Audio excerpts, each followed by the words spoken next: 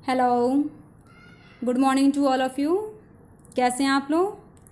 अच्छे, मैं भी बहुत अच्छी हूँ। तो आज का एक बहुत ही इंटरेस्टिंग टॉपिक है विल। ये एक मॉडल ऑक्सिलरी वर्ब है और ये एक मॉडल ऑक्सिलरी वर्ब होने के साथ आपको पता है मॉडल ऑक्सिलरी वर्ब जो काम करता है वो टेंसेस को भी शो करता है एंड क्या वर्ब के मूड को भी बताता है। तो अगर हम बात करें विल का जो यूज़ टेंस में है वो फ्यूचर इंडेफिनिट टेंस में होता है। फ्यूचर इंडेफिनिट टेंस की अगर हम हेल्पिंग वर्ब की बात करें तो विल या सेल होती है। तो आज मैंने विल या सेल दोनों को नहीं लिया है, सिर्फ एक टॉपिक को लिया है। तो आज एक को ही डिस्कस करेंगे, ठीक है। तो चलिए स्टार्ट करते हैं, जिसकी will is a model auxiliary verb.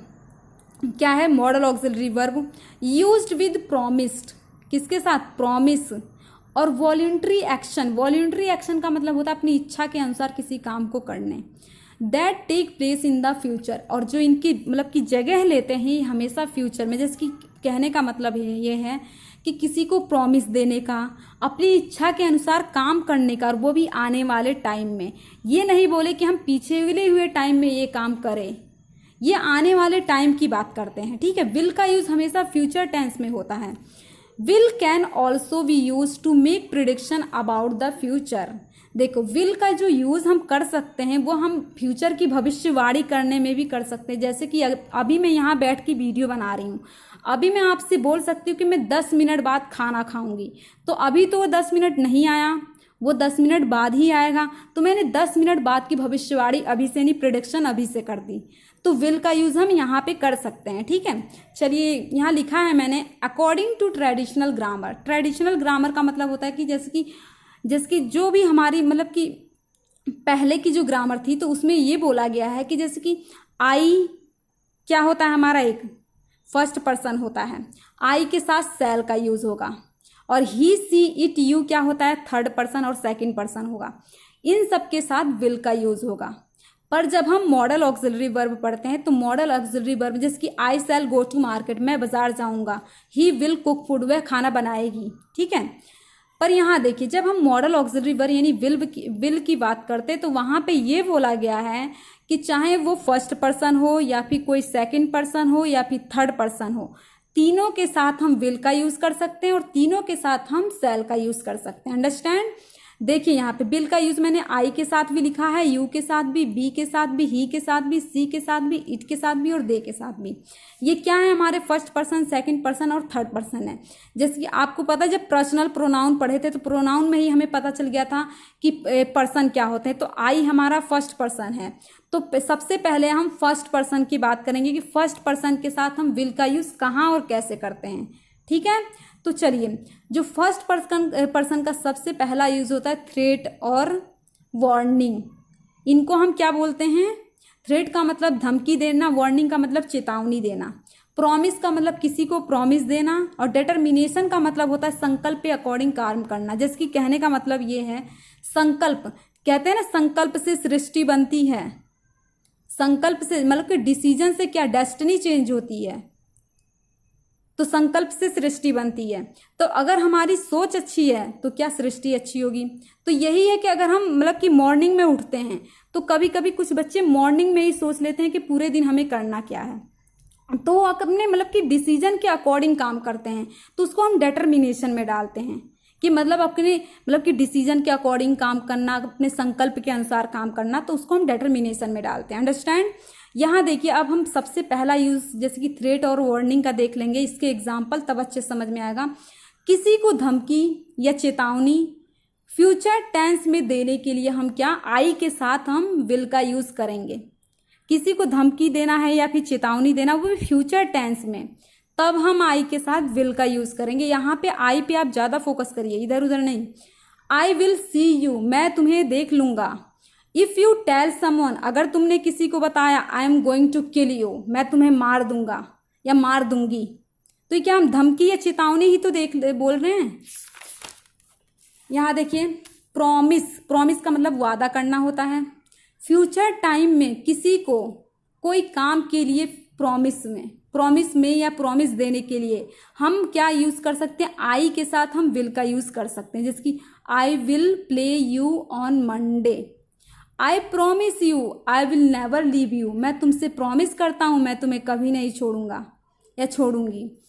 Determination, अभी मैंने समझाया कि डेटर्मिनेशन का मतलब होता है संकल्प के अनुसार काम करना।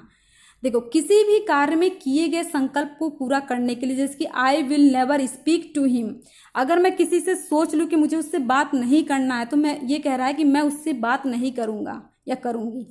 आई विल अचीव माई गोल, मैं अपने लक्ष्य को प्राप्त करूँगा, क्योंकि उसने सोचा है कि वो लक्ष्य को प्राप्त करेगा तो वो सोचा है।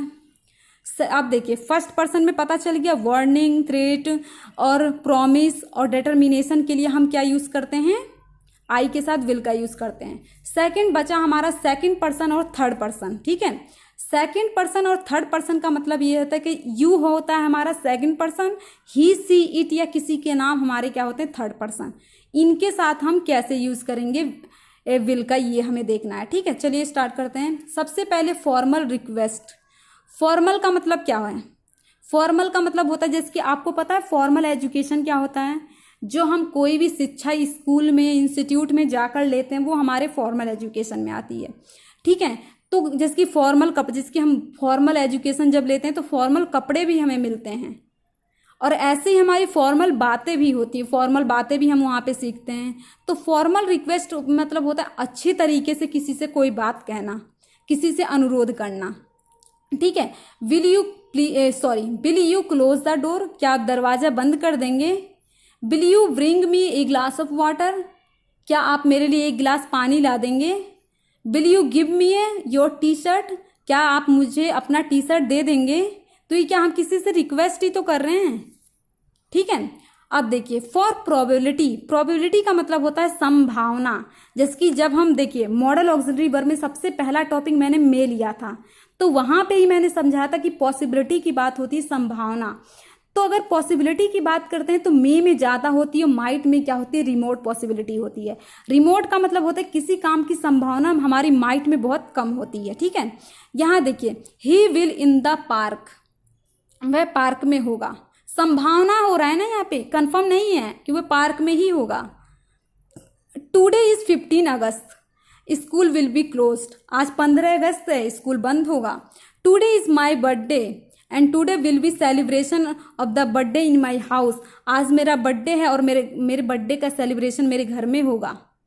तो क्या है ये प्रोबेबिलिटी, मतलब कि होगा, ये नहीं कंफर्म, यहाँ पे क्या है बिल्कुल कंफर्म नहीं है ना, पॉसिबिलिटी हो रही है कि हाँ संभावना है कि वो वहाँ पे होगा, सेलिब्रेशन होगा। ठीक है, इंस्ट्रक्शन और कमांड, इंस्ट्रक्शन और कमांड का मतलब होता है आदेश देना।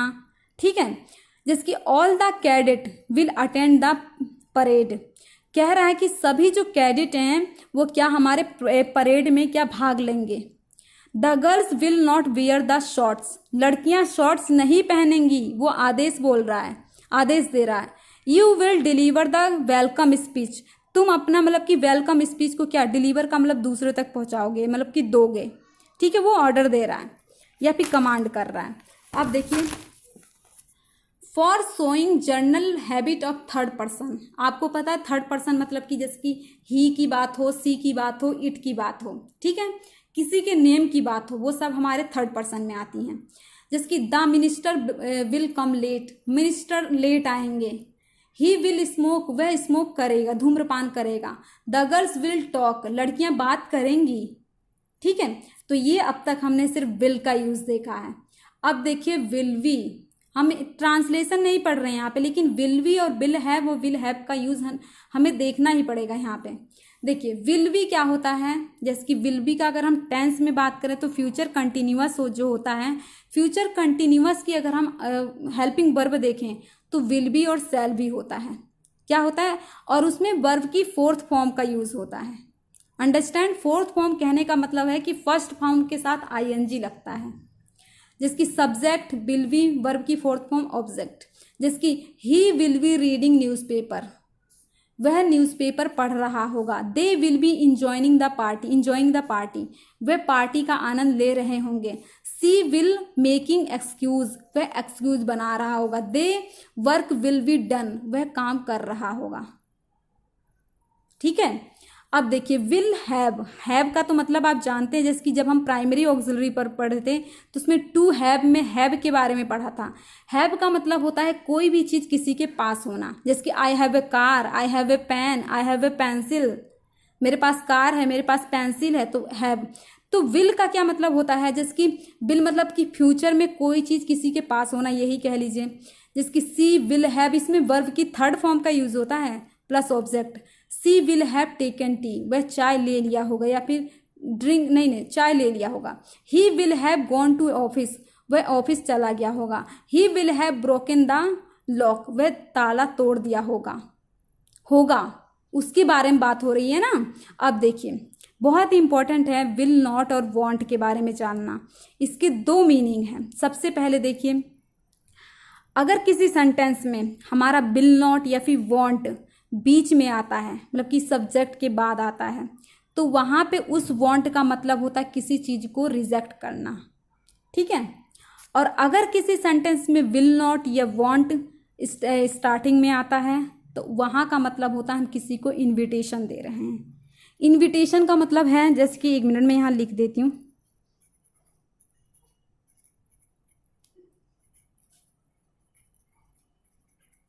देखिए रिफ्यूज़ल का मतलब इनकार करने में, जैसे कि आई वॉन्ट गो देयर, मैं वहाँ नहीं जाऊँगा। He will not sanction your leave, वह तुम्हारी छुट्टी को नहीं मानेगा, मतलब कि सैंक्शन का मतलब इनकार देगा, सॉरी सैंक्शन का मतलब होता है इनकार कर देगा। He will not sanction your leave, यह तुम्हारी छुट्टी को नहीं मानेगा, ठीक है। एक तरह से नहीं मानने का मतलब क्या है, इनकार ही करना है। Want to have a cup of tea, जहाँ पे इन्विटेशन, जैसे कि आप चाय नहीं लेंगे, तो हम ऐसे अगर किसी से पूछें क्या आप चाय नहीं लेंगे, तो इसका मतलब ये होता है कि हम पूछ रहे हैं कि चाय ले भी सकते हैं, आप इन्विटेशन दे रहे हैं। Want to stay for a day, आप यहाँ एक दिन नहीं रुकेंगे, तो इसका मतलब हम ये कहना चाहते हैं कि आप रुक भी सकते हैं और नहीं भी रुक सकते, इन्विटेशन दे रहे हैं। इन्विटेशन का मतलब हम ये थोड़ी ना होता किसी को ले आएँ, हम इन्विटेशन देकर आते हैं कि जिसको आना होता है वो आते हैं, जिसको नहीं आना होता वो नहीं आते हैं। Thank you so much. ये है आज विल मॉडल ऑक्सिलरी वर्ब का स्टडी। अगर इसमें कोई भी मिस्टेक या फिर कहीं भी कोई वर्ड समझ में नहीं आया तो प्लीज़ कमेंट बॉक्स में कमेंट कर दीजिएगा। Thank you so much.